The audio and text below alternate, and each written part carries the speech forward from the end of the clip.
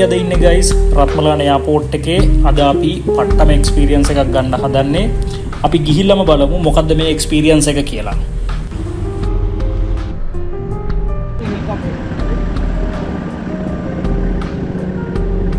අපි අද කොළඹ සිටි එක වටේම view එක උඩින් බලන්න යන්නේ. ඉතින් අපි ගිහිල්ලාම බලමු.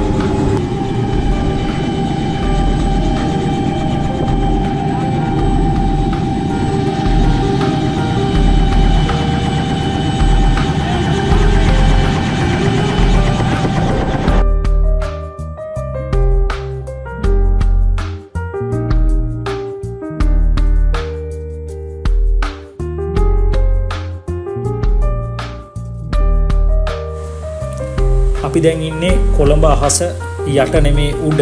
ඇත්තටම කොළඹ සිටි එක වටේම අපි චොපර් එකේ යන්න හදන්නේ. ඉතින් ඔයගොල්ලන්ට මේ පේන්නේ sea view එක. ඉතින් මුළු view එකම අපිට මුළු කොළඹ සිටි එකම view එක අපිට බලන්න පුළුවන්. ඉතින් අපිට මාරම එක්ස්පීරියන්ස් එකක් මේක. මට විතරක් නෙමෙයි ඔයගොල්ලෝ මේ වීඩියෝ එක බලන ඔයගොල්ලන්ටත් මේක ලොකු එක්ස්පීරියන්ස් එකක් වෙයි කියලා හිතනවා. මොකද ඇත්තටම ෆ්ලයිට් එකක යනවා වගේ නෙමෙයි.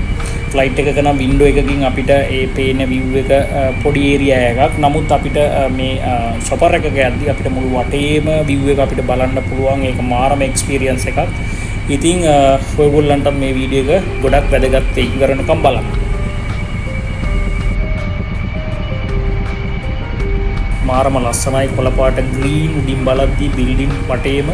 හරිම ලස්සනයි. මේ මැදින් කොළ පාටට ගස් ගොඩ අපිට පේනවා කොළ පාට ග්‍රීන් විදියට අපිට පේනවා. හරිම ලස්සනයි. ඉතින් ක්ලයිමේට් එක පොඩක් අවුල් නිසා අද පොඩක් අපිට view එක කැමරාවට ටිකක් ගන්න අමාරුයි. හරිම ලස්සනයි.